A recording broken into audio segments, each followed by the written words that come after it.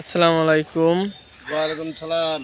তা এখানে আসছেন, এগুলা কার কবর বললে একটু ভালো হতো। আপনারা তো এটা জায়গায় হযরত জিঞ্জির শাহ ওরফে শিকল পাগলা, তাই হাঁটতে হাঁটতে চলে আসলাম শিকল শাহ এই মাজার প্রাঙ্গণে। শিকল শাহ চিরবিদায় নিয়েছে এখানে।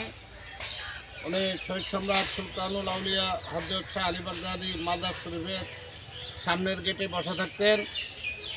তাই জিঞ্জির শাহ আউলিয়া ওরফে শিকল পাগলা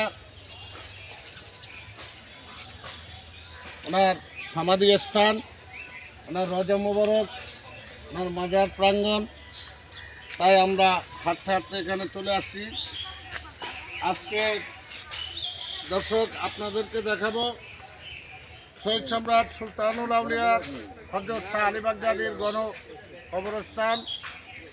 এই কবরস্থানে অগণিত লোক শুয়ে আছে। এখানে ধনী গরিব নাই ভেদাভেদ, সেই তো সবাই সমাধি স্থান। তাই শহীদ সম্রাট সুলতানুল আউলিয়ার একজন আশেকান বাবা জিঞ্জির শাহ রহমাতুল্লাহ আলিয়াল্লাহ উনি এখানে শহীদ।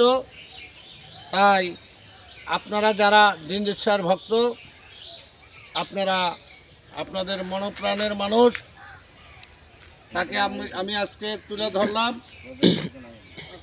আপনারা আমার এই ভিডিওটা দেখবেন।